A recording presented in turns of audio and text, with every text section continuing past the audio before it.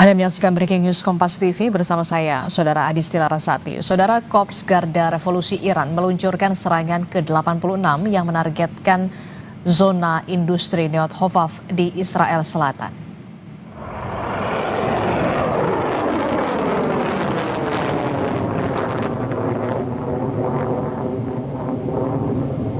Garda Revolusi Iran menyebut serangan menggunakan rudal balistik berbahan bakar padat dan juga cair yang diluncurkan Angkatan Udara. Serangan, saudara, juga menghantam situs militer Israel di Negev, Komando Utara, dan pusat keamanan pemerintah di Yerusalem dan Tel Aviv menggunakan rudal balistik dan amunisi jelajah Iran.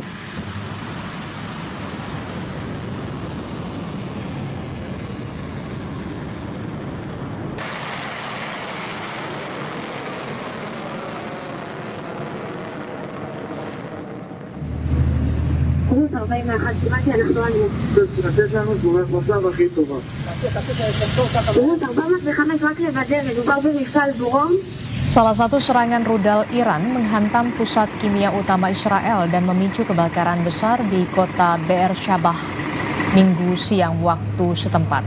Seluruh pekerja dievakuasi dari sekitar lokasi untuk mencegah risiko kimia. Asap hitam tebal membumbung di atas Gurun Negev, dipicu kebakaran gudang di zona industri Neot Hovav, Israel. Kompleks industri Neot Hovav adalah pusat kritis yang bertanggung jawab atas setengah dari produksi bahan kimia Israel.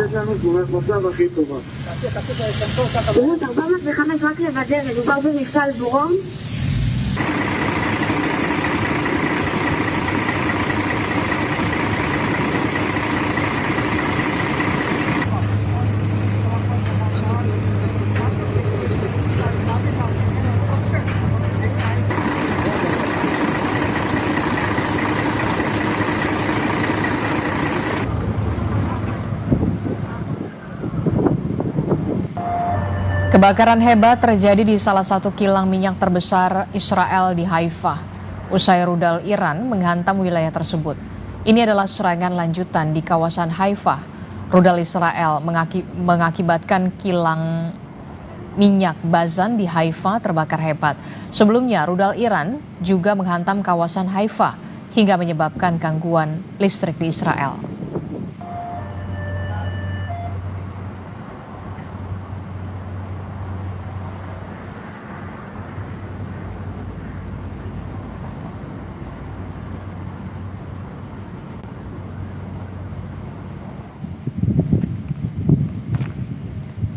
Media Iran melaporkan Korps Garda Revolusi Iran menghancurkan 5 pesawat tak berawak Amerika Serikat. Drone Hermes hancur usai digagalkan pasukan Iran.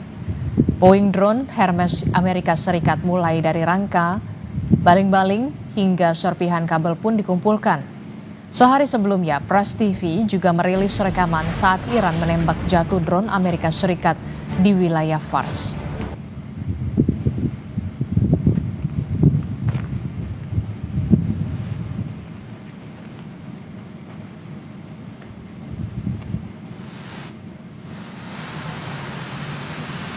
Sementara Pakistan mengumumkan jadi mediator antara Amerika Serikat dan Iran, meski belum ada pernyataan langsung dari Washington dan juga Teheran.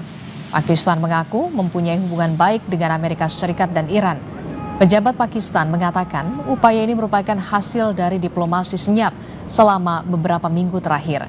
Menteri Luar Negeri Pakistan Ishaq Dar bilang, Pakistan merasa terhormat dapat memfasilitasi pembicaraan kedua negara yang berkonflik untuk penyelesaian komprehensif.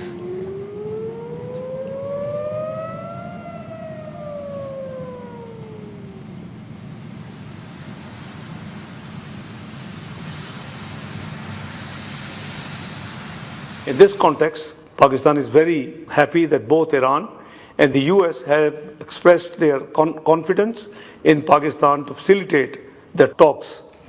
Pakistan will be honored to host and facilitate meaningful talks between the two sides in coming days for a comprehensive and lasting settlement of the ongoing conflict. Sementara itu, Saudara, Presiden Amerika Serikat Donald Trump mengatakan negosiasi antara Amerika Serikat dengan Iran sedang berlangsung. Trump mengklaim perundingan itu menunjukkan kemajuan yang positif. Namun Trump tidak menjelaskan terkait dengan kemajuan positif yang seperti apa. Trump tidak mengatakan apakah gencatan senjata disepakati atau Selat Hormuz dibuka.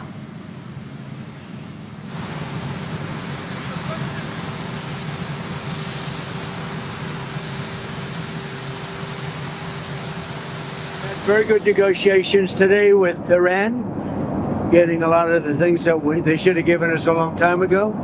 We'll see how it works out, but they're very good, moving along very nicely. And we are negotiating with them directly and indirectly.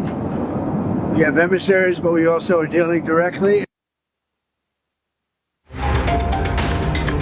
Saat saling serang antara Amerika Serikat bersama Israel terhadap Iran genap sebulan, kini Houthi Yaman ikut terjun dalam perang. Sabtu lalu, militer Houthi Yaman mengumumkan operasi militer pertama yang diklaim berhasil menyerang target tujuannya di Israel. Menggunakan rudal balistik, Houthi mengklaim telah menyerang situs sensitif militer di wilayah Palestina Selatan yang diduduki Israel. Houthi menegaskan operasi militer ini sebagai solidaritas terhadap Iran serta front perlawanan di Lebanon, Irak, dan Palestina. فإن القوات المسلحة اليمنية بعون الله تعالى وبالتوكل عليه نفذت أول عملية عسكرية وذلك بدفعة من الصواريخ البالستية والتي استهدفت أهدافا عسكرية حساسة للعدو الإسرائيلي جنوبي فلسطين المحتلة.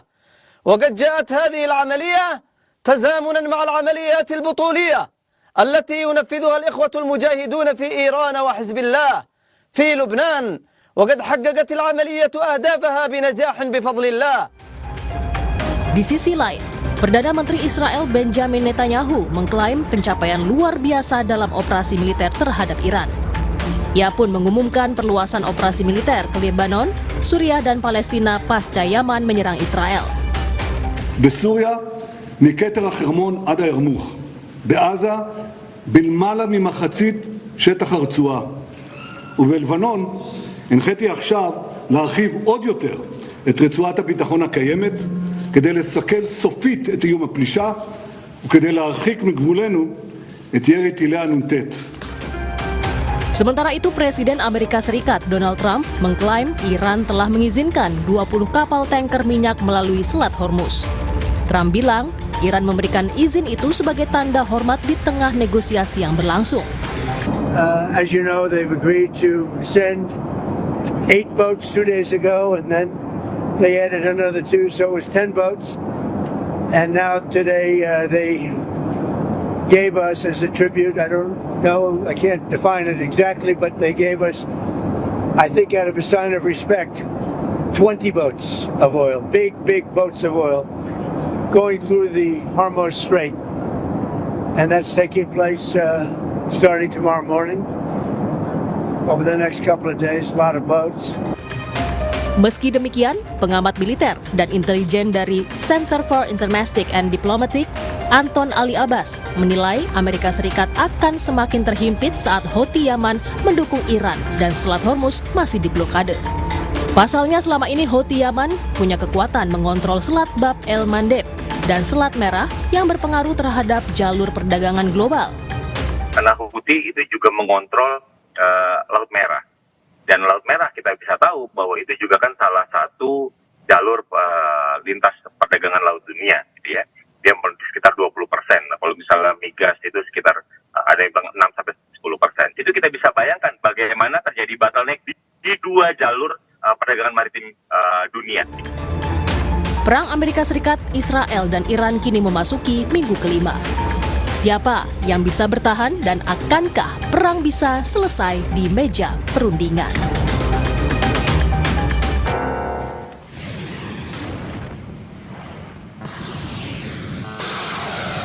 Sementara itu, saudara, Iran menantang balik Amerika Serikat merespon rencana serangan darat Amerika Serikat. Juru bicara Komando Gabungan Iran sudah pasang ancang-ancang jika AS melakukan serangan darat.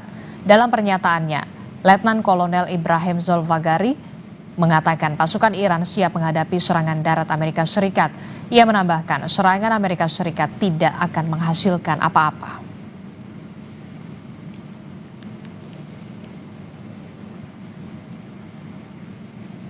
Sementara Presiden Amerika Serikat Donald Trump yakin Iran akan hancur lebur jika Amerika Serikat sampai mengerahkan invasi darat.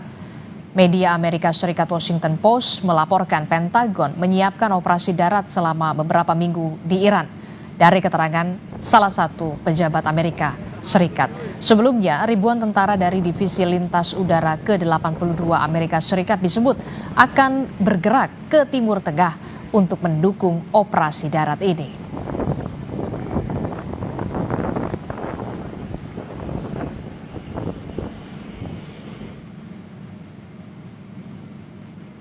Menurut situs Global Firepower, Amerika Serikat menduduki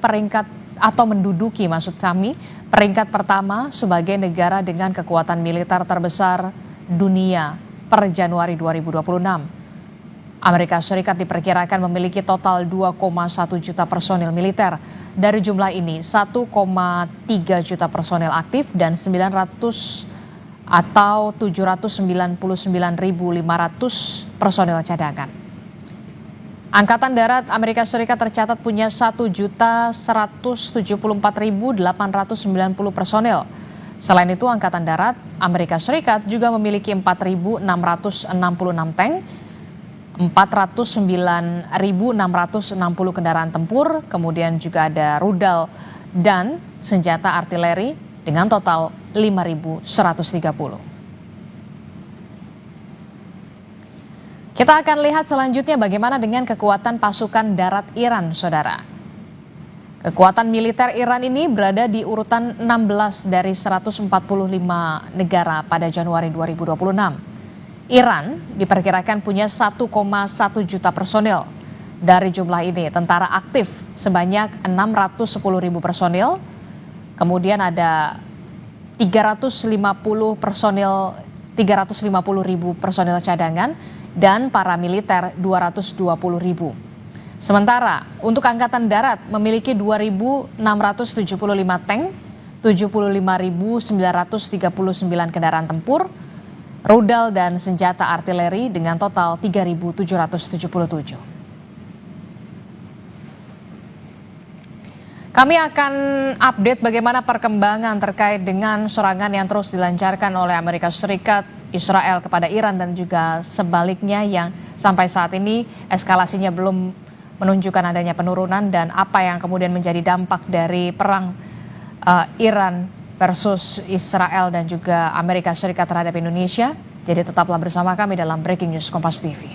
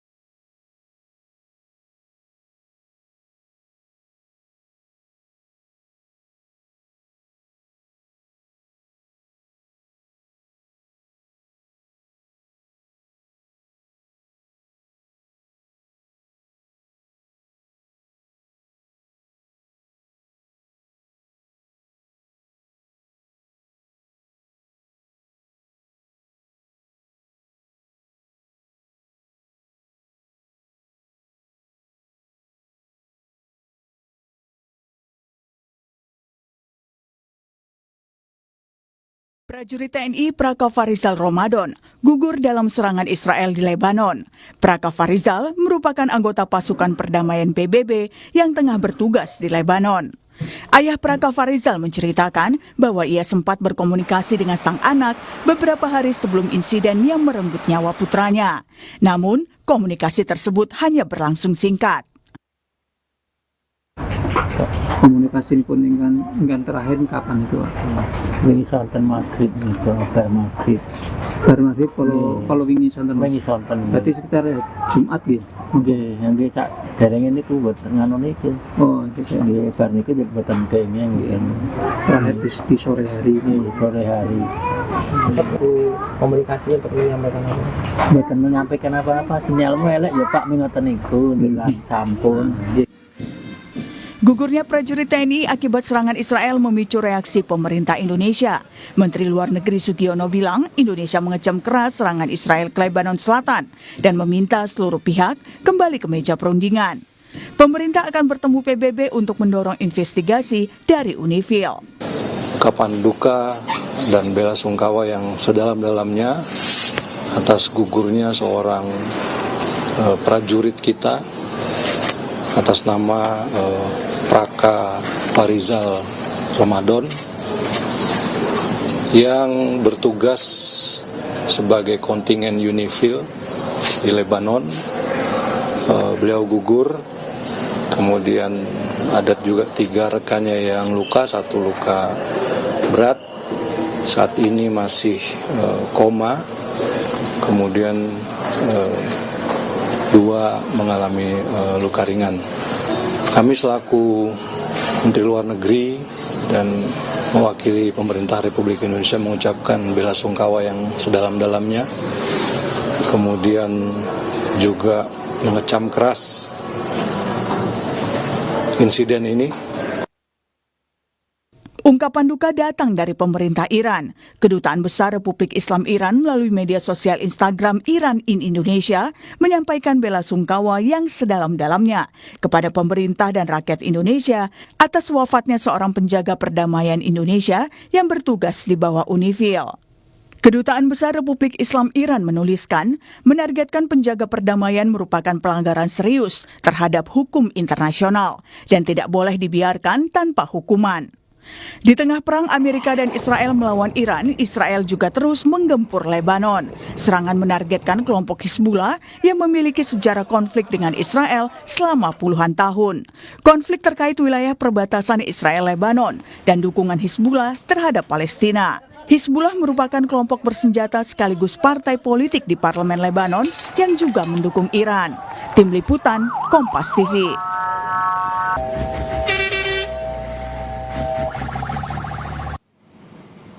Saudara, informasi terbaru, Wasekjen PBB untuk operasi perdamaian yang Jean-Pierre Lacroix bilang ada 3 prajurit TNI yang tewas akibat gempuran Israel di Lebanon. Kita bahas serangan Israel ke Lebanon yang menewaskan 3 prajurit TNI yang bertugas sebagai pasukan perdamaian PBB di sana bersama dengan Guru Besar Ilmu Hukum Internasional Universitas Al-Azhar Indonesia, Suparji Ahmad. Selamat pagi, Prof. Suparji. Pagi Mbak, betul.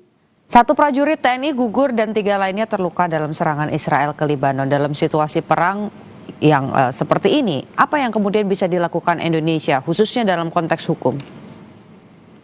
Ya, pertama kita sudah menyaksikan bersama bahwa pemerintah Indonesia melalui Menteri Luar Negerinya telah mengecam keras tindakan itu dan juga menyampaikan bela sungkawa pada keluarga, dan yang ketiga juga sudah akan melakukan upaya serius sungguh-sungguh kepada PBB untuk melakukan investigasi secara mendalam. Saya kira apa yang disampaikan oleh Menteri Luar Negeri, kita tunggu tindak lanjutnya terkait dengan bagaimana peran Indonesia secara aktif menuntut pertanggungjawaban atas tindakan ini. Yang jelas bahwa tindakan ini tidak bisa dibenarkan. Tindakan ini bisa dikategori sebagai satu kejahatan yang serius kejahatan kemanusiaan, maka Indonesia sebagai bangsa, sebagai negara yang hadir dalam konteks menjalankan misi konstitusi, ikut serta menjaga perdamaian dunia, dan tergabung dalam sebuah upaya menciptakan perdamaian di Lebanon dan atas mandat dari PBB, maka ketika ada prajurit yang tewas, prajurit yang luka, harus menuntut keadilan. Maka yang bisa dilakukan Indonesia adalah menuntut keadilan. Substansinya itu. Tinggal bagaimana prosedurnya, teknisnya, maka mengingat bahwa ini adalah bermula dari penugasan PBB, maka harapannya ini dibawa ke forum PBB. Nah, untuk apa? Nah, nanti PBB diharapkan membentuk tim investigasi yang independen, tim investigasi yang komprehensif, menyeluruh, yang harapannya bisa mengungkap fakta yang sebenarnya. Kemudian bisa mengumpulkan berbagai barang bukti, alat bukti terkait dengan peristiwa tadi itu. Maka perlu adanya investigasi, perlu adanya sebuah penyelidikan. Dan ini menjadi otoritas PBB atau melalui otoritas perundingan internasional, supaya apa? Supaya kemudian memiliki legitimasi. Karena tentunya Indonesia tidak mungkin atau kecil kemungkinan secara mandiri melakukan investigasi. Maka harapannya bisa melalui mekanisme PBB tadi itu bentuklah sebuah tim investigasi independen yang bekerja secara menyeluruh, secara komprehensif, secara transparan, secara kredibel, dan secara akuntabel. Maka setelah dilakukan penyelidikan nanti itulah, maka akan diketahui bagaimana tingkat kesalahan-kesalahan yang ada, tingkat pelanggaran hukum internasional apa yang terjadi. Maka disitulah bisa dibawa ke mekanisme persidangan yang harapannya bisa minta pertanggungjawaban kepada pelaku, baik kepada individu atau kepada personilnya maupun kepada institusi negaranya. Kalau ini jelas-jelas misalnya dilakukan oleh Israel dan tentunya oleh pasukan Israel, maka untuk itulah yang kemudian dapat diminta pertanggungjawaban. Jadi langkah-langkah konkret, langkah-langkah nyata yang ditunggu oleh masyarakat ini sangat diharapkan segera direalisasikan oleh pemerintah kita ini. Bahwa ini adalah momentum yang baik untuk melakukan reposisi kedudukan Indonesia dalam konteks menjalankan misi perdamaian di dunia, bahwa kita komitmen para pendiri bangsa kita itu adalah dulu non-blok, tidak berpihak, maka ini harus dibuktikan keberpihakan pada kebenaran, keberpihakan kepada keadilan, keberpihakan pada perdamaian. Jadi jangan ragu-ragu, kemudian kalau kita melihat adanya ketidakadilan, maka kita harus berani mengatakan itu dan harus berani menentang tentang itu. Termasuk misalnya bahwa perlunya evaluasi secara menyeluruh terhadap BOP kita, keberadaan kita sebagai anggota BOP, karena mengingat misinya adalah menciptakan perdamaian, tetapi pada kenyataannya justru terjadi berbagai serangan-serangan yang semakin tidak terkendali, serangan-serangan yang semakin menyasar ke berbagai wilayah yang pada dasarnya itu sangat merugikan perdamaian yang dicita-citakan. Jadi menurut saya pertama PBB diminta untuk melakukan investigasi gitu ya. Baik, artinya apakah kemudian yang dilakukan atau penyerangan yang terjadi di Lebanon kemarin ini bisa masuk dalam kategori kejahatan perang? Tapi ditahan dulu, Prof. Nanti kita akan kembali lagi untuk menggali lebih dalam dan juga mendiskusikannya lebih jauh. Breaking News Kompas TV akan kembali sesaat lagi.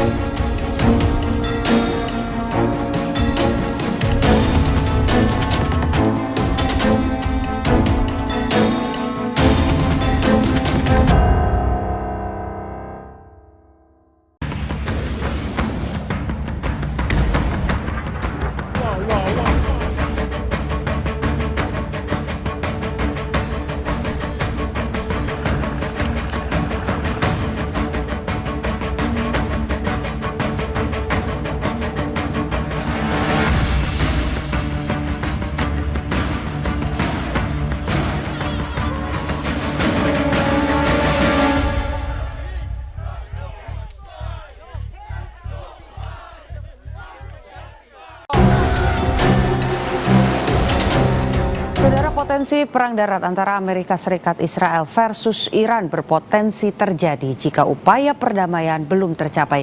Kita bahas soal ini dan juga sudah bergabung bersama kami pengamat Timur Tengah Hasibullah Satrawi.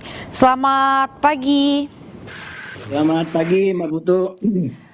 Melihat bagaimana, sebelumnya juga masih bergabung juga dengan Breaking News Kompas TV ada Prof. Suparji Ahmad, Guru Besar Ilmu Hukum Internasional Universitas Al-Azhar Indonesia. Prof dan juga Pak Hasibullah Satrawi, kita akan bicara dulu. Tadi sebelum ke Pak Hasibullah, saya tadi pertanyaan sebelum jeda adalah apakah kemudian gugurnya prajurit TNI di medan perang pada saat kemarin di Lebanon ini masuk dalam kategori kejahatan perang, Prof. Suparji? Ya, kalau menggunakan pendekatan secara normatif ya, bahwa kejahatan perang itu kan didefinisikan sebagai tindakan ya, yang terjadi dalam konflik domestik ya, atau perang antar dua negara atau lebih. Nah, kemudian ada perbandingan genosidanya, tentunya itu hal yang berbeda lagi, kejahatan terhadap kemanusiaan. Maka melihat pada konteks bahwa ini adalah sebuah peristiwa yang terjadi akibat dari peperangan, yaitu Israel dan kemudian Lebanon yang menjadi sasaran berikutnya setelah kemarin Israel dengan Iran, maka dalam konteks ini secara substantif ya, bahwa mengingat adanya korban dalam konteks adanya perang dua negara tadi, maka dapat dikategorikan tentang itu sebagai suatu kejahatan perang, sebagai satu kejahatan yang terjadi dalam lingkup akibat peristiwanya peperangan ya antara negara-negara Iran, Israel dan kemudian Lebanon. Tetapi konteksnya saya kira bukan sekedar mendefinisikan tentang kejahatan perang tadi itu, tetapi lebih jauh dari itu adalah bagaimana ini menjadi momentum yang baik untuk kemudian melakukan penyelidikan, investigasi secara mendalam, dan bagaimana momentum untuk bisa mengakhiri konflik di Timur Tengah atau konflik yang melibatkan negara-negara yang terlibat dalam peperangan tersebut, Mbak Putu. Itu. Ya. Oke. Nah, sekarang saya mau tanya ke Pak Hasibullah Satrawi. Kita kalau lihat sekarang korbannya sudah mulai meluas begitu. Bahkan ada juga yang terbaru dari Indonesia, ada prajurit yang gugur. Di satu sisi dari segi proksi yang kemudian terlibat dalam perang ini juga meluas. Bukan hanya Iran saja, tapi ada di Lebanon juga, Houthi dari Yaman ini juga bergabung. Bagaimana Anda melihat ini Pak Hasibullah Satrawi? Apakah kemudian kata damai ini masih jauh dari perang ini? Ya, yang pertama saya ingin menyoroti terkait dengan jatuhnya prajurit kita atau meninggalnya prajurit kita di Lebanon akibat serangan yang di Israel. Yang pertama yang menurut saya harus ditekankan terutama kepada para tokoh kita, para pemimpin kita untuk betul-betul bersatu dalam situasi yang tidak lagi normal ini di tingkat global. Jadi mari untuk sementara kesampingkan dulu yang namanya politik-politik partisan, politik-politik golongan. Ini waktunya kita kembali kepada kepentingan bangsa yang lebih besar, yaitu keselamatan kita semua, baik langsung atau tidak langsung. Dan yang kedua, terkait dengan itu, maka menurut saya kita Indonesia dari berbagai macam lapisan masyarakat, pemerintah, DPR, atau mungkin warga negara, para aktivis, harus bulat bersatu mengecam dan mengutuk apa yang dilakukan oleh Israel di Lebanon. Kalau secara hukum mungkin tadi disampaikan oleh Prof bahwa itu ada landasannya masing-masing, ada kajiannya masing-masing. Paling tidak yang terjadi di Lebanon itu mencerminkan bahwa Israel mengarah kepada kebarbaran yang semakin nyata. Saya tidak ragu untuk mengatakan kebarbaran karena ini bentuk daripada keluarnya Israel daripada hukum-hukum internasional. Para pasukan kita ada di Lebanon itu sah di bawah mandat PBB. Itu di bawah mandat tugas perdamaian yang diberikan oleh PBB sebagai payung kita bersama bangsa-bangsa modern ini untuk keluar daripada hukum yang tidak adil di masa lalu. Nah, oleh karena itu sekali lagi kita ingin berpegangan pada PBB, dan pasukan kita di Lebanon adalah pasukan yang membawa misi perdamaian, membawa misi PBB. Nah, oleh karena itu ketika Israel melakukan serangan kepada kelompok ini, kepada pasukan ini, saya menganggap paling tidak itu adalah pelanggaran terhadap kedaulatan PBB.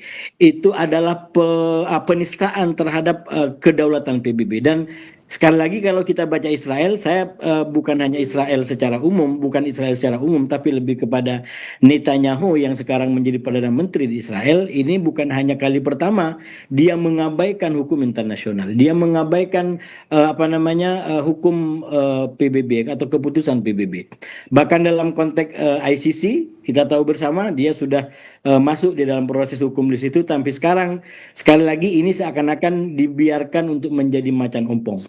Nah, oleh karena itu mari kita bersama-sama, karena kita ingin cerita bangsa-bangsa modern ini menjadi yang berbeda daripada abad pertengahan, jangan gentar untuk mengutuk ini, dan kutukan terhadap yang dilakukan Netanyahu tidak perlu lalu dikaitkan sebagai bentuk antisemit. Saya sekali lagi menghargai perbedaan, saya menghargai keberadaan komunitas Yahudi dimanapun, tapi yang dilakukan oleh Netanyahu ini sudah melanggar dan dikecam bahkan juga oleh komunitas Yahudi internasional yang tidak mengedepankan politik golongan dan politik SARA seperti yang diperlihatkan oleh Netanyahu dalam beberapa tahun terakhir. Begitu Mbak Putu.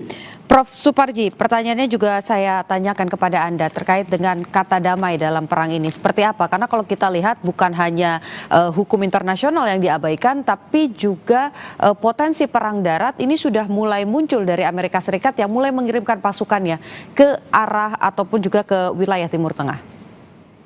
Ya, saya kira memang ini menjadi sesuatu yang kontradiktif ya, karena bermula adanya semboyan dan semangat untuk membangun sebuah perdamaian, menggabungkan dalam BOP, tapi justru yang terjadi adalah jauh dari nuansa dan gerakan perdamaian. Maka ini juga menjadi pertanyaan serius, pertanyaan sungguh-sungguh bagi pemerintah, bagaimana keberadaan keanggotaannya sebagai BOP tadi itu. Apa peran yang telah dilakukan, apa kontribusi yang telah dilakukan, itu yang saya kira sangat-sangat ironi, sangat kontradiktif. Kenapa kata-kata damai jauh dari kenyataan? Pada sisi yang lain saya kira bahwa bukan tidak mungkin perdamaian akan terwujud ya, selama ada komitmen, ada kemauan, dan ada tekanan yang keras gitu ya dari negara-negara di dunia ini.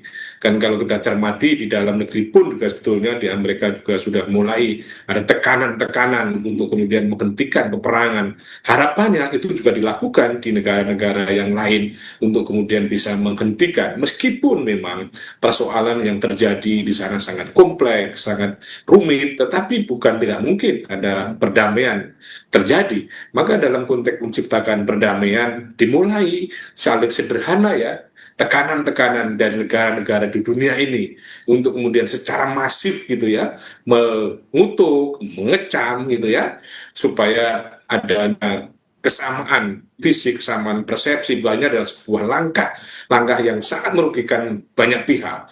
Nah, pada sisi yang lain juga kita dorong bagaimana institusi Perserikatan Bangsa-Bangsa mengambil peran yang nyata, mengambil peran yang jelas, dan juga kita mendorong bagaimana negara-negara di sekitar Timur Tengah menjadi negara-negara yang mengambil peran untuk menjadi mediator, menjadi kemudian merundingkan semuanya supaya bisa ada titik temu. Dan yang menurut saya juga penting adalah jangan memperkeruh suasana dengan menciptakan polarisasi yang terbaru dan akan memperkeruh suasana ini. Ini yang kita khawatirkan. Jadi kalau kita coba refleksi bagaimana peperangan itu bisa berakhir, ya kadang-kadang satu sisi ketika memang kemudian mampu menguasai daerah yang dituju, atau pada sisi yang lain kemudian ada penyerahan negara tersebut, atau kemudian negara yang melakukan agresi itu kemudian akhirnya mengendorkan kan gitu. Maka ini sebetulnya yang paling juga cukup efektif adalah siapa yang memulai, maka kemudian siapa yang harus mengakhiri. Dan itu tentunya memang tidak mudah, tetapi kalau ada tekanan-tekanan secara masif dari negara-negara di dunia maupun lembaga-lembaga yang ada di forum-forum internasional, saya kira itu bisa diciptakan itu perdamaian itu, Mbak. Ya. Oke, Anda melihat artinya Prof bahwa perang ini memang masih punya potensi untuk lebih besar lagi dan lebih luas lagi? Ya, saya kira potensi lebih besar, lebih luas dengan eskalasi yang semakin tidak terkendali ini, kalau tidak segera diatasi secara serius bisa semakin membahayakan. Secara membahayakan bagaimana nanti cakupannya, bahkan mungkin juga akan menciptakan sekutu-sekutu baru, menciptakan polarisasi-polarisasi baru. Makin harus ada langkah-langkah serius yang ditunjukkan supaya segera mengakhiri. Kita berharap Indonesia berani mengambil peran untuk itu supaya tidak terjadi perluasan peperangan, tidak terjadi penambahan korban yang tidak berdosa dan lain sebagainya. Tetapi kalau ini dibiarkan saja, maka bukan tidak mungkin akan semakin meluas peperangan. Apalagi kalau sudah perang darat ini juga akan semakin membahayakan bagi keselamatan sipil, keselamatan warga dan sebagainya, itu termasuk fasilitas umum. Oke, kalau Pak Hasibullah sepakat juga bahwa perang ini akan meluas. Ini spesifik khususnya soal proksi-proksi yang kemudian sudah bergabung. Kita tahu di sisi Iran ada Houthi dari Yaman, kemudian juga ada Hizbullah yang sejak awal ini juga sudah pasang badan begitu ya, ikut menyerang Israel. Di satu sisi Ukraina ini juga mulai merapat ke sisi Israel begitu, membantu mengirimkan persenjataan dan juga teknik-teknik untuk melawan strategi-strategi yang digunakan oleh Iran. Anda melihatnya seperti apa? Ya, memang sampai di hari ke-32 ini kurang lebih 675 kalau tidak salah dalam hitungan saya, sebenarnya bukan lagi potensi ini menjadi besar dan semakin kemana-mana. Justru sekarang situasinya sudah betul-betul pada tahap yang tidak lagi bisa dikontrol, termasuk oleh Amerika sendiri yang menjadi pemula atau pengawal daripada perang ini. Saya ingin mengatakan kalau kita baca di lapangan ini, kalau saya agak menggunakan kesusastraan dangdut di Indonesia, ini Trump ibarat orang yang bisa mengawali tapi dia sudah tidak bisa mengakhiri. Karena yang sekarang mau mengakhiri itu adalah Iran. Iran justru dengan berbagai macam terobosan yang dia miliki tidak ingin menunjukkan sebagai pihak yang dengan mudah ditekan. Karena itu ketika Trump berbagai macam cara disampaikan bahwa perang ini tidak akan berlanjut, karena misalkan ingin menekan harga pasar dunia berkaitan dengan energi minyak, tapi justru Iran menunjukkan bahwa dia justru tidak lagi bisa dikontrol oleh Amerika. Jadi Amerika sekarang secara lapangan tidak mengontrol apa yang terjadi. Dan itulah kalau kita lihat situasi di Hormuz. Kalau benar yang dikatakan oleh Trump bahwa Iran sudah lumpuh, pasukan lautnya sudah hancur, nggak ada yang tersisa. Kalau itu benar, maka Hormuz akan bebas seperti sekarang digunakan. Tapi lagi-lagi Trump membangun retorika yang seakan-akan dia mengontrol keadaan, dia menguasai keadaan, tapi lapangan tidak menunjukkan itu. Itu yang saya bilang peran yang dilakukan Trump lewat sandiwara 584 dalam hitungan saya ketika dia di tanggal 24 kemarin kurang lebih begitu meyakinkan, tampil dengan narasi-narasi yang sangat optimistis bahwa perang akan segera berakhir, bahwa Iran akan berunding, bla bla dan lain sebagainya. Walaupun kita tahu pada akhirnya tujuannya adalah untuk mengontrol harga pasar atau pasar agar tidak semakin meninggi, yang sekali lagi itu menjadi bola lambung bagi dia. Saya selalu sampaikan berkali-kali yang dilakukan Iran di Selat Hormuz dan yang dilakukan di dunia Arab itu seperti sepak bola yang dia gunakan serangan melalui dua sayap. Bentuknya adalah bola lambung. Dia mengontrol Hormuz, dia menyerang dunia Arab, tidak langsung menyekik dalam tanda kutip Amerika dan Israel. Tapi efek daripada itu, terutama berkaitan dengan energi dan minyak, itu akan membuat Trump akan semakin sedikit opsinya. Dan itulah yang terus terjadi sampai hari ini. Bahkan yang terbaru, ini yang paling ramai sekarang lagi dibicarakan, Trump tiba-tiba mengatakan akan segera mengakhiri perang ini walaupun Selat Hormuz ditutup. Jadi ini diksi terbarunya yang sekali lagi kita juga masih meraba-raba apa kira-kira yang akan terjadi. Apakah ini akan segera disertai dengan katakanlah operasi perang darat yang itu wacananya juga udah sangat dikuatkan, bahkan pasukan-pasukan elit Amerika sudah mulai diterjunkan, atau justru Trump sedang berupaya sekeras mungkin agar Iran mau mengalah. Karena sekali lagi sekarang ini Iran berada pada posisi tidak mau lagi mengalah. Karena kalau kita baca story-nya, berunding itu adalah jalan yang sudah dipilih oleh Iran. Jadi ini ada menurut saya kita secara hukum internasional kita bisa lihat di situ. Iran ini diuntungkan secara posisi karena menurut saya dia bukan orang yang menyerang. Dia orang yang seutuhnya adalah bertahan. Negaranya tidak ngapa-ngapain, tapi tiba-tiba tanggal 28 Februari diserang membabi buta oleh Israel dan Iran. Jadi siapa yang salah secara hukum? Nah masalahnya siapa sekarang yang berani untuk bicara tegak, menegakkan aturan ini? Nah yang lebih parah lagi, nah ini menurut saya kita sajikan dalam konteks ilmu hukum barangkali. Kalau soal lapangan mungkin itu lain hal. Yang paling mengerikan bagi saya, karena Trump dari awal memang sudah tidak berkomitmen terhadap hukum internasional. Dia tidak berkomitmen dengan PBB, dia tidak berkomitmen dengan Persekutuan Amerika Serikat. Jadi yang menjadi masalah sekarang ini adalah karena ada pelanggaran, nyata itu pelanggaran, tapi seakan-akan kita kikuk untuk menggunakan aturan hukum yang mana yang bisa dijadikan rujukan bahwa yang dilakukan Trump adalah pelanggaran, yang dilakukan Israel adalah pelanggaran. Itu yang menurut saya menjadi problem. Nah, saya melihat di dalam katakanlah hukum internasional ini harapan menurut saya dengan segala keterbatasan yang ada itu ada di Eropa.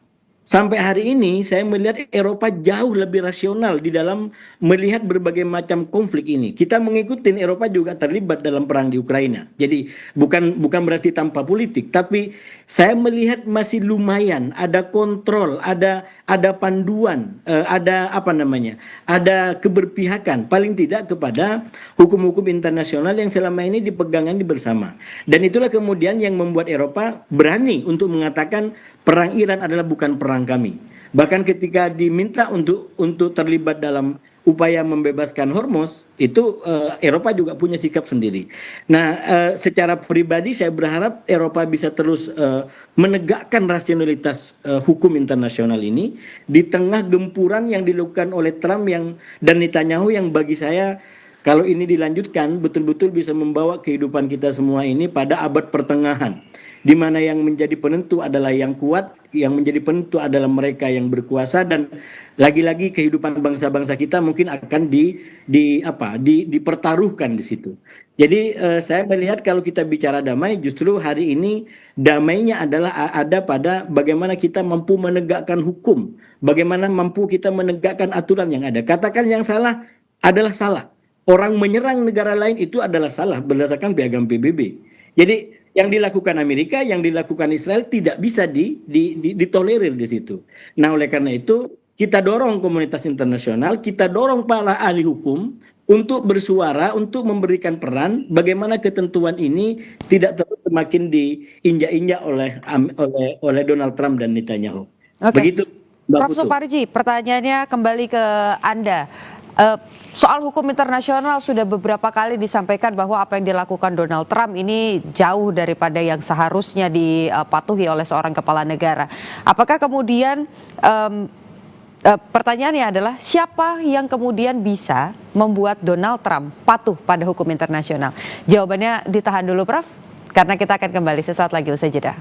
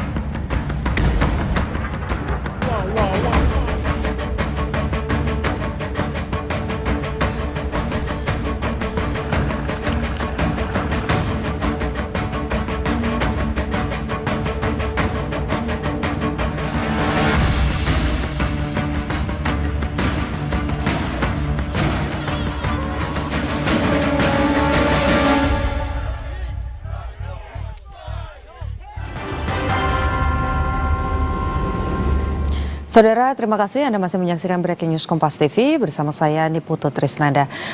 Masih bergabung dengan Breaking News Kompas TV bersama dengan Prof. Suparji Ahmad, Guru Besar Ilmu Hukum Internasional Universitas Al-Azhar Indonesia. Terima kasih masih bergabung dengan Breaking News Kompas TV, Prof. Dan juga masih ada Hasibuloh Satrawi, pengamat Timur Tengah, yang tadi sebetulnya sebelum jeda saya ingin mengajak kita sama-sama berdiskusi untuk memahami isi kepala ataupun juga memahami Donald Trump begitu ya. Karena kalau kita lihat peperangan ini bahkan dari sekutu-sekutu Amerika Serikat sendiri, dari internal Amerika Serikat sendiri menyebut ini perangnya Trump, bukan perangnya Amerika Serikat. Prof. Suparji, pertanyaan saya tadi, siapa yang bisa kemudian menyadarkan Trump bahwa di dunia ini, di hukum secara global, secara dunia ini, ada hukum yang harus juga dipatuhi? Baik, kalau kita bicara secara teoritis ya, bahwa untuk menegakkan hukum internasional, itu kan ada beberapa organisasi untuk kemudian bisa menegakkannya. Misalnya melalui Mahkamah Internasional, atau kemudian Mahkamah Kejahatan Internasional, atau kemudian Dewan Keamanan PBB. Dan saya setuju Mas Hasibuloh tadi itu ada dari organisasi untuk keamanan dan kerjasama di Eropa juga bisa mengambil peran tentang itu.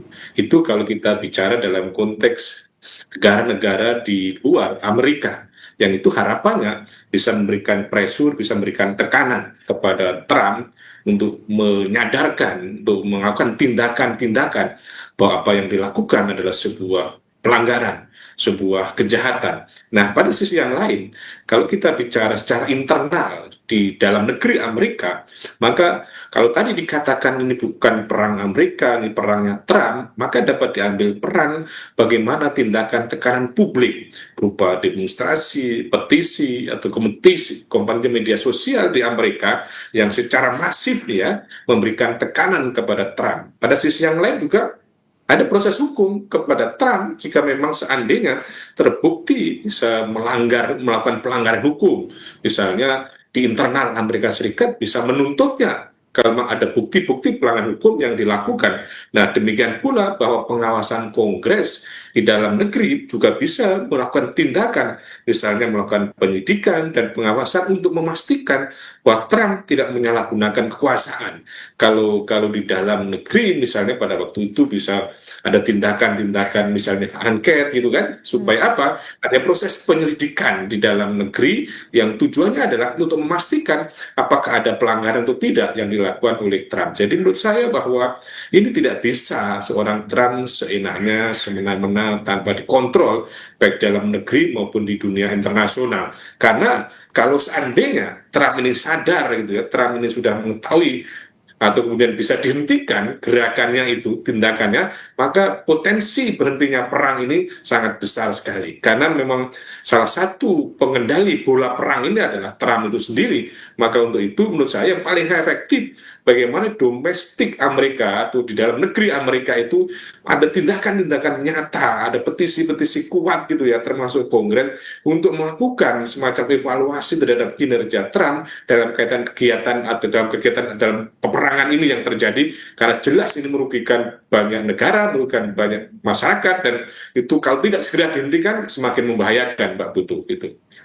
Oke, di tahun 2021 lalu begitu ya, di periode sebelumnya gerakan untuk memakzulkan Donald Trump ini sebenarnya juga sudah sempat digaungkan begitu ya di Kongres Amerika Serikat, tapi karena waktu itu partainya masih kuat di Kongres, di Senator, sehingga pemakzulan itu pun tidak terjadi. Pertanyaannya adalah apakah kemudian negara-negara besar seperti kita sebut sekarang begitu yang juga mendapatkan perhatian lebih dari Iran, misalnya Cina karena boleh lewat Selat Hormuz kalau bayar dengan yuan, ada Rusia juga, ini tidak punya kans untuk berunding atau meminta Donald Trump menghentikan perang? Ya, menurut saya punya potensi untuk bisa melakukan. Cuman ini kan belum ada ya tindakan-tindakan nyata, belum ada keberanian-keberanian yang konkret gitu ya untuk melakukan perundingan kepada Trump. Dan saya setuju dengan Mas Hasibuloh tadi, jangan dibebankan kepada Iran, karena Iran ini kan bahwa dia diam saja tapi kemudian diserang. Maka ini sebetulnya pengendalinya kan pada Trump, dan Trump itu yang harus dilakukan tekanan-tekanan ya, dia harus dilakukan semacam upaya-upaya secara masif ya dari dunia internasional supaya segera mengakhiri ya, dan kemudian tidak lagi memprovokasi, telah memenangkan, telah melumpuhkan dan sebagainya. Karena itu justru akan semakin membangkitkan Iran. Karena menurut saya bahwa Iran sudah punya pengalaman perang yang panjang dan sering menjadi pemenang, maka tidak bisa dianggap sepele. Maka menurut saya bahwa ini tetap bagaimana upaya negara-negara di dunia, termasuk bagaimana gerakan-gerakan internasional memberikan tekanan kepada Trump, dan bebannya kepada Trump itu yang harus bertanggung jawab atas tindakan ini gitu ya. Oke. Pak Hasibullah Satrawi, Anda melihat kenapa Donald Trump ini ngeyel sekali? Apakah hanya semata-mata karena memang Timur Tengah punya kekayaan alam yang memang sangat besar dan bisa dimanfaatkan, atau hanya sebatas menjaga muka Donald Trump saja? Makanya dia tidak mau menyatakan bahwa dia akan mundur atau melepaskan Israel dalam perang antara Israel dengan Iran.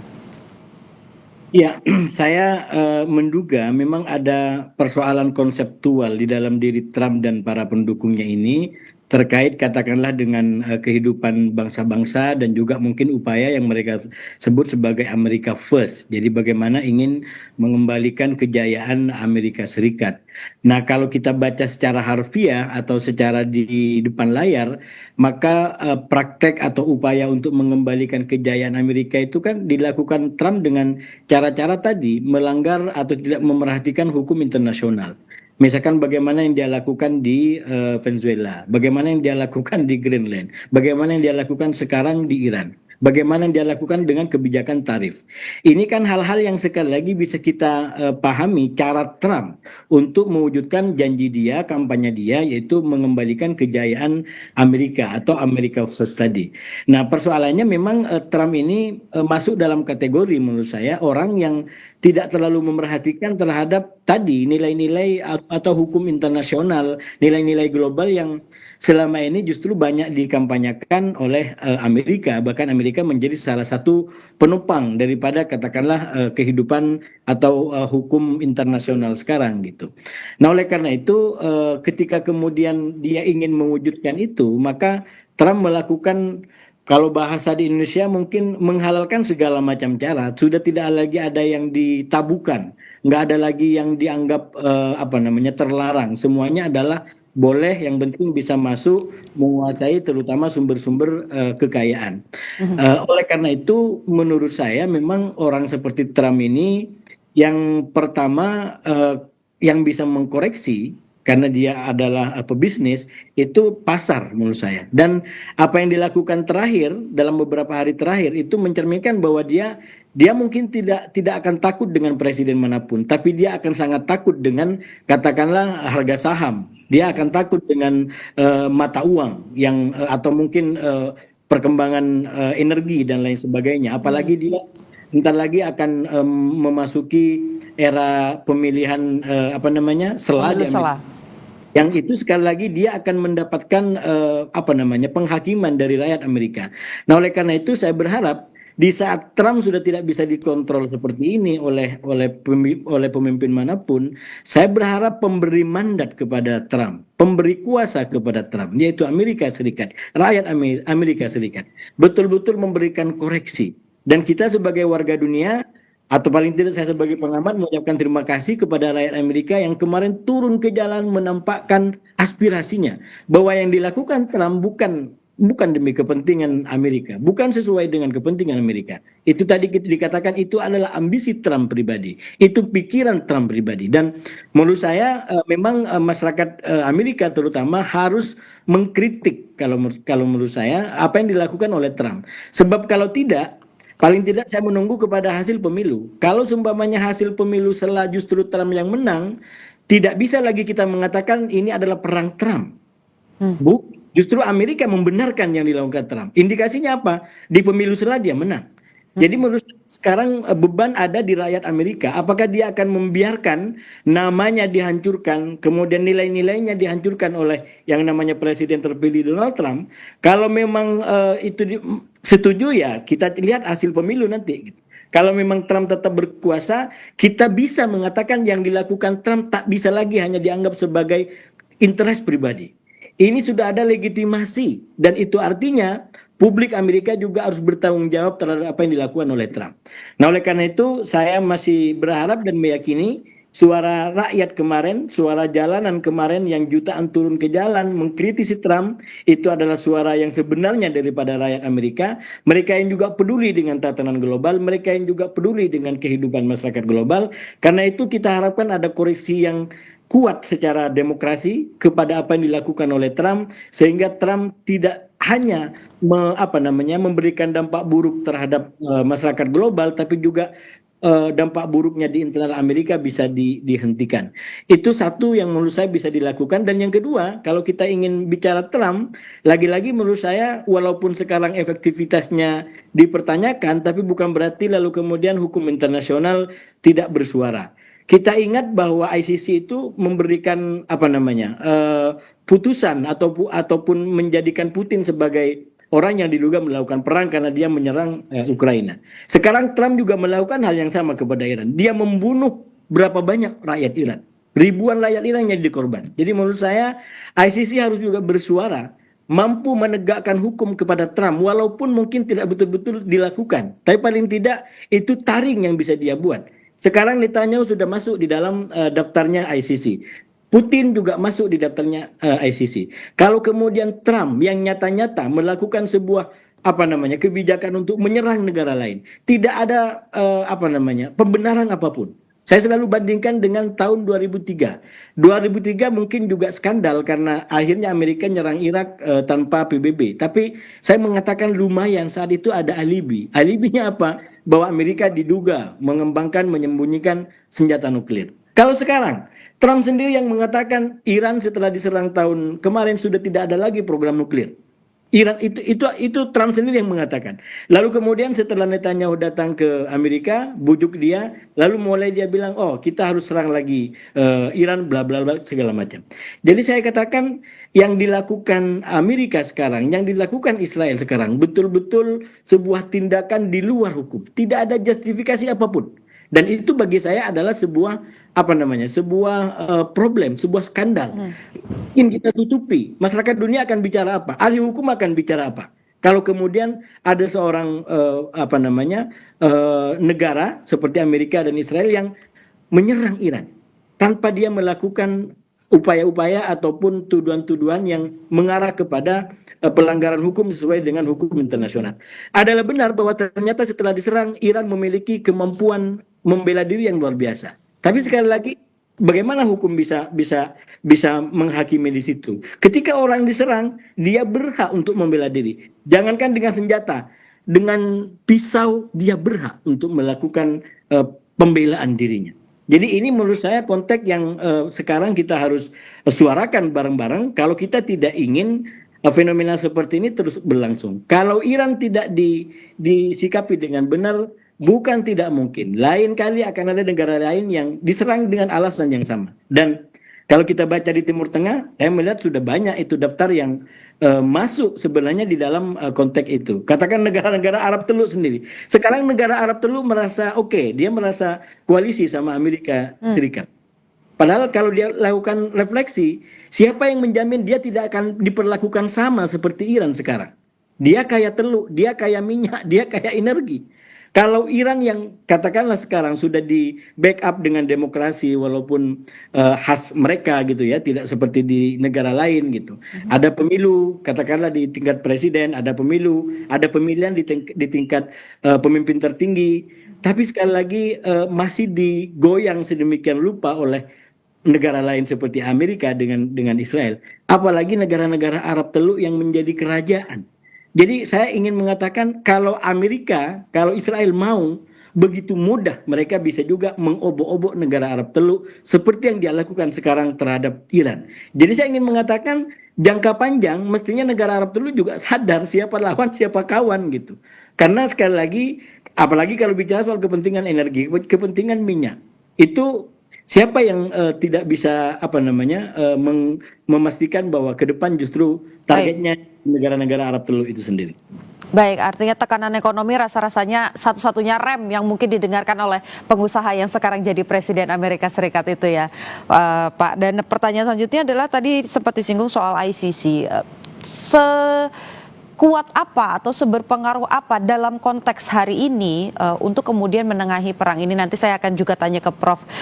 Suparji dan juga tentu saja nanti saya masih akan minta pendapat dari Pak Hasibulo Satrawi, tapi sesaat lagi usai jeda.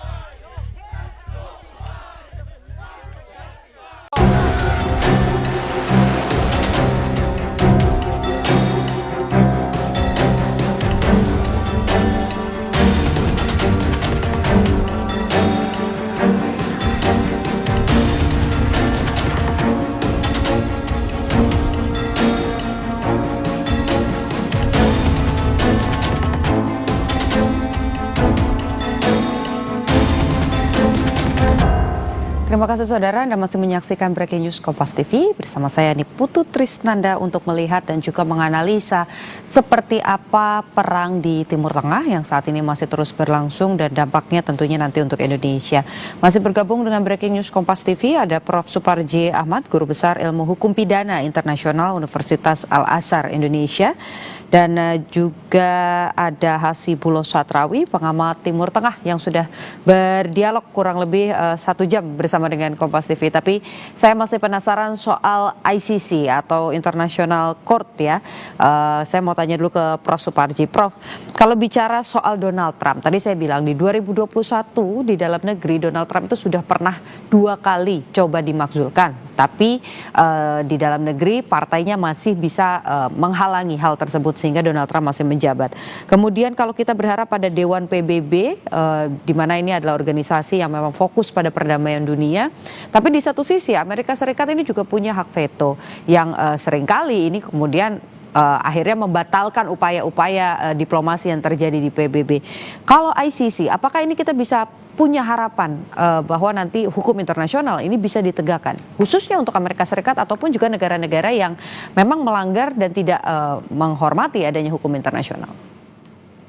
Ya, memang salah satu tantangan terberat ya ICC itu adalah dalam konteks misalnya melakukan eksekusi dalam hal misalnya perintah penangkapan atau kemudian upaya-upaya paksa yang lain. Karena sangat tergantung pada kerjasama negara-negara dalam menyerahkan misalnya pihak yang dinyatakan bersalah tadi itu. Tetapi terlepas dari itu, tadi yang disampaikan Mas Hasibullah tadi, bahwa melalui ACC tadi ada semacam stigma, ada semacam vonis yang melekat kepada individu-individu yang dinyatakan telah melakukan pelanggaran hukum. Maka meskipun ya tidak memiliki efektivitas dalam kekuatan eksekutorial, tetapi dengan stigmatisasi adanya putusan ICC bahwa ada dinyatakan bersalah, maka itu menjadi satu hal yang sangat penting karena bisa menjadi pencegahan terhadap imunitas. Karena apa? Karena dengan adanya putusan tadi itu, maka bisa menimbulkan ya semacam efek jerah, bisa memberikan ketakutan supaya nanti itu tidak terulang lagi di masa yang akan datang. Dan pada sisi yang lain bahwa memang dalam konteks ini dalam rangka memberikan pengadilan terhadap kejahatan perang dan kemanusiaan, prinsipnya kan semacam komplementaris bahwa dalam hal ini sangat dipengaruhi bagaimana kemampuan dari negara-negara terkait ya dalam rangka mengatasi misalnya perilaku pimpinannya atau kemudian perilaku individu yang dianggap melakukan sebuah kejahatan perang. Jadi poin yang ingin saya sampaikan adalah bahwa terlepas dari ICC ini memiliki beberapa kelemahan dan tantangan, tetapi bahwa secara normatif, secara objektif, ya, secara faktual memiliki peran penting dalam hukum humanitar internasional sebagai lembaga peradilan permanen yang mengadili individu atas kejahatan perang. Maka diharapkan ini melakukan tindakan-tindakan yang lebih efektif, lebih produktif, dan lebih kontributif ya, supaya seorang Trump ini tidak semakin merajalela. Karena kita tidak tahu sebetulnya pola pikir apa yang dikembangkan atau yang menjadi misi dari Trump. Apakah dalam rangka mengembalikan kejayaan Amerika yang dulu memang dikenal dengan ekonominya, dengan senjatanya, dengan inovasi, atau sebagai sebuah antitesis terhadap semakin menggeliatnya kompetitor-kompetitor yang baru di Asia, di Eropa, atau sebetulnya sebagai bentuk solidaritas misalnya kepada Israel yang berkonflik dengan Palestina. Tetapi tentunya itu kan harus ada mekanisme bahwa seandainya ada pembalasan kepada negara-negara yang menyerang harus bersifat proporsionalitas, adanya kewaspadaan, adanya kehati-hatian, ada pembedaan secara jelas, sipil, kemudian militer, fasilitas umum, dan sebagainya. Jadi dalam konteks ini kita harapkan betul bahwa jika ada kemandulan di dalam negeri, misalnya tidak adanya pemakzulan yang berjalan secara efektif dan masih memiliki kekuatan yang sangat legitimate, maka kita harapkan ICC ini mengambil peran gitu. Seandainya nanti tidak bisa dieksekusi, setidak-tidaknya sudah melakukan sebuah tindakan-tindakan nyata, memberikan pengadilan kepada seorang Trump karena telah terbukti terang benderang banyak pelanggaran-pelanggaran hukum yang dilakukan itu, Mbak. Ya. Oke. Baik, kalau kalau kita bergeser begitu ya ke Pak Hasibullah Satrawi, kalau kita yang ancaman yang kemudian mungkin terjadi dalam waktu dekat adalah perang darat. Karena Amerika Serikat sudah mulai mengirimkan pasukan. Anda melihat seperti apa? Apakah ini nanti ujungnya akan seperti perang pada saat di Afghanistan, bahwa nanti pada akhirnya Amerika Serikat mundur? Karena tadi kan kita sama-sama sepakat ya bahwa yang bisa ngerem Trump adalah ekonomi. Sementara kalau perang darat, PT-nya atau uangnya cukup besar begitu, alokasi yang harus disiapkan anggarannya. Bagaimana pendapat Anda? Ya, saya terus terang dari awal selalu sampaikan bahwa Trump itu menggunakan atau memiliki yang saya sebut sebagai strategi dua tangan, ya, di mana di tangan satu tangan dia ulurkan untuk upaya diplomasi, dan di sisi yang lain dia siapkan tangannya untuk menyiapkan senjata sekuat-kuatnya dan sebanyak-banyaknya.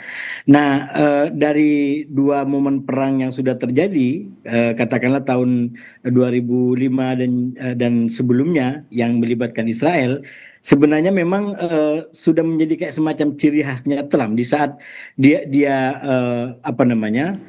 katakanlah ingin pindah dari satu eskalasi ke eskalasi yang lebih tinggi, maka dia coba untuk membuat terminologi baru. Nah ini kan sebenarnya sekarang lagi berperang, tapi kemudian seakan-akan ada diplomasi di dalam perang. Padahal dia belum pernah berhenti menyerang Iran, itu belum berhenti dari tanggal 28 sampai sekarang. Di saat perang lagi berlangsung, maka kemudian dia coba bahwa ini ada fase yang disebut sebagai fase diplomasi.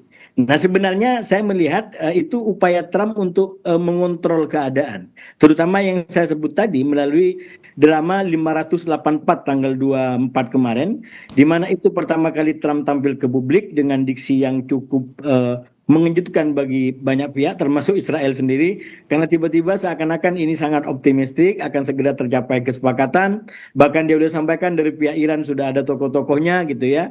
Jadi dia bikin kayak semacam cerita baru, dan kalau kita baca secara kritis itu adalah cara Trump untuk untuk memenangi tahap di berikutnya, yaitu kalau bisa dia berhenti perangnya. Karena saya berada pada pandangan makin lama perang ini berkelanjutan akan makin menggosongkan potensi kemenangan dia nanti di pemilu. Karena sekali lagi ini adalah efek daripada bola lambung tadi. Makin lama ini perang berlangsung, makin banyak harga ekonomi yang dibayar, maka akan semakin merugikan Trump. Di situ memang berbeda Trump dengan Netanyahu, yang justru kalau Netanyahu sebaliknya. Makin lama ini perang berlangsung, makin dia merasa diuntungkan. Karena sekali lagi dia menjadi pahlawan, bahkan sekarang pemersatu, karena tiba-tiba seluruh politisi atau partai politik di Israel seakan-akan terkesima dengan janji Israel Raya yang ingin dia capai sesuai dengan katakanlah garis-garis yang ada di Taurat, yang itu diimani dan diyakini oleh politisi-politisi di Israel. Nah, oleh karena itu saya melihat justru ini cara Trump untuk di satu sisi ingin Iran segera menyerah. Karena Trump jangan lupa waktu awal-awal dia mengerahkan armada tempur sebanyak-banyaknya, dia kaget karena Iran nggak kunjung menyerah. Akhirnya dia betul-betul ambil tindakan, tanggal 28 dia serang, Khomeini meninggal, juga nggak menyerah. Malah kita baca makin ke sini kita menemukan katakanlah kemampuan Iran untuk mengimbangi. Bahkan di hari tertentu Iran mengungguli. Misalkan sekarang menurut saya masuk pada fase-fase Iran cukup mengungguli. Misalkan kita ukur secara rudal. Itu 2 hari terakhir kan semua masyarakat termasuk di Israel terhenyak bagaimana rudal Iran mampu menjangkau Dimona. Sebuah tempat yang sangat vital karena berkaitan dengan nuklir Iran. Kemarin yang baru bagaimana mampu menembus Beersheba, ya, tempat di Israel yang juga sangat sangat vital. Bahkan juga tempat-tempat lain yang sekali lagi itu mestinya tidak terjadi kalau benar klaim yang disampaikan Netanyahu dengan Trump bahwa mereka sudah menguasai Iran, sudah menghancurkan Iran, udaranya udah nggak ada sama sekali, tapi sekali lagi masyarakat Israel menyaksikan justru mereka ketakutan hari demi hari karena rudal Iran terus mampu menjangkau kota-kota terdalam.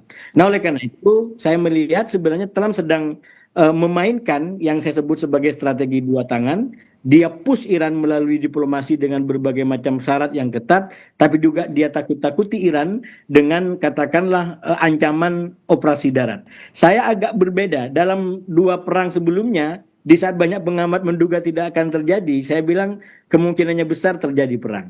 Saya sekarang justru terbalik. Saya menduga kalau Trump betul-betul lanjut dengan perang darat, nah itu berarti memang sudah tidak ada kalkulasi lagi. Saya menduga secara kalkulasi ini upaya Trump untuk memaksa Iran menyetujui syarat-syarat yang diajukan oleh Amerika, dan saya tidak yakin Trump akan betul-betul untuk melakukan sebuah perang darat. Karena sekali lagi kalau ini perang darat diambil, katakanlah butuh 1 bulan 2 bulan, itu artinya dia makin dekat dengan masa kampanye, maka kepentingan politik dia akan semakin gosong akibat langkah yang diambil untuk mengambil opsi serang darat atau perang darat di Iran.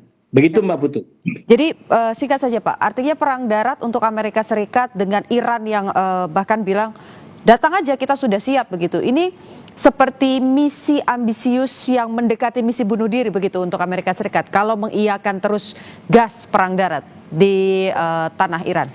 Persis. Bahkan kalau lanjut, saya menduga bukannya terjadi yang saya sebut sebagai fenomena senjata makan tuan. Kalau kita baca bagaimana perang Amerika di Afghanistan, perang Amerika di Irak, terjadi apa yang kita sebut sebagai senjata makan tuan. Karena kelompok-kelompok yang dibantu di Afghanistan, katakanlah Taliban itu sendiri, lalu tiba-tiba memusuhi Amerika. Di Irak itu situasinya lebih crowded lagi. Setelah mereka berhasil merontokkan Saddam Hussein, ternyata justru kelompok-kelompok jenderal-jenderalnya Saddam Hussein ketemu dengan kelompok-kelompok ideologis yang akhirnya menjadi embrio bagi sebuah gerakan teroris global yang disebut sebagai ISIS. Jadi sekali lagi ISIS di Syria itu adalah sebentuk senjata makan tuan dari apa yang dilakukan oleh Amerika di Irak. Nah, kalau sekarang Amerika memaksakan melakukan perang darat, saya melihat potensi senjata makan tuannya itu lebih besar lagi. Maunya Trump mengganti rezim di Iran, tapi kalau ini nggak kalkulasi dengan cermat, saya khawatir justru dia yang diganti rezimnya oleh bangsanya sendiri, oleh rakyatnya sendiri. Karena ternyata dampak-dampaknya sudah tidak sesuai dengan kepentingan dan kebutuhan masyarakat Amerika sendiri. Bahkan juga Israel. Israel sekali lagi karena retorikanya Netanyahu seakan-akan damai, ternyata rudalnya bisa nyampe ke Israel dan faktanya tidak seperti yang dijanjikan oleh Netanyahu. Jadi Netanyahu juga sedang menghadapi koreksi, menghadapi tantangan dari kelompok-kelompok oposisi terutama yang justru melihat yang terjadi tidak sesuai dengan klaim-klaim yang disampaikan oleh Netanyahu. Demikian. Oke, Prof. Suparji, ini sekaligus juga mungkin pertanyaan penutup untuk hari ini. Jadi kita berharap tadi ICC ini mengambil sikap meskipun tidak kuat dalam sisi eksekusi, tapi kita harapkan ada kemudian cap begitu ya kepada orang per orang supaya hal ini tidak kemudian terjadi lagi. Tapi pertanyaannya adalah apa yang kemudian Indonesia sebagai suatu negara, sebagai state ini yang bisa kemudian dilakukan dalam perang ini? Pertanyaannya bukan hanya untuk mendamaikan perang, tapi juga supaya Indonesia tidak terjepit di tengah-tengah antara tuntutan Amerika, Donald Trump, dan juga tidak dilihat nih oleh Iran sehingga kita punya keterbatasan di sisi energi. Ya, pertama kan dari historis kan kita sudah pada posisi non-blok ya, tidak berpihak kepada manapun gitu. Maka untuk itu harus dijaga betul oleh pimpinan negara kita ini supaya secara konsisten mengimplementasikannya sehingga kita tidak berada dalam polarisasi dua kekuatan tadi itu. Yang kedua, saya kira juga penting ya mengambil peran-peran nyata sebagai mediator ya supaya memberikan ruang terjadinya kompromi negara yang bersengketa, negara yang sedang berkonflik. Dan yang ketiga, bahwa eksistensi kita sebagai anggota BOP harus dimaksimalkan supaya kemudian memang ada peran nyata yang bisa dilakukan. Dan pada sisi yang lain kan, dengan adanya tragedi insiden prajurit yang tewas, itu menjadikan momentum yang baik untuk membangun eksistensi kita semakin progresif ya, mengambil peran agar segera diakhiri perang ini. Dan menurut saya bahwa Indonesia tentunya harus berusaha secara sungguh-sungguh meningkatkan peran nyatanya ya dalam rangka mengatasi ini. Dan menurut saya bahwa ada satu fenomena yang agak unik ya dalam konteks perang ini, bagaimana perhatian ya dunia internasional, negara-negara dunia itu belum terjadi secara masif gitu, termasuk di dalam negeri kita itu masih menjadi wacana di media, tetapi kemudian ini berdampak kepada masyarakat, ini nanti akan juga terjadi, tetapi masyarakat seperti kemudian belum memiliki kepedulian yang kemudian mendorong pemerintah untuk mengambil peran-peran nyata. Jadi menurut saya bahwa Indonesia harus aktif ya, supaya ini tidak semakin meluas pertempurannya, kemudian peperangannya, karena pada dasarnya menurut saya dalam posisi sekarang ini belum ada pemenangnya. Dan mungkin kalau dilihat dari situasi yang menyerang dalam konteks ini memberikan berbagai macam provokasi, sebetulnya dalam tanda petik berada dalam situasi kekalahan gitu loh.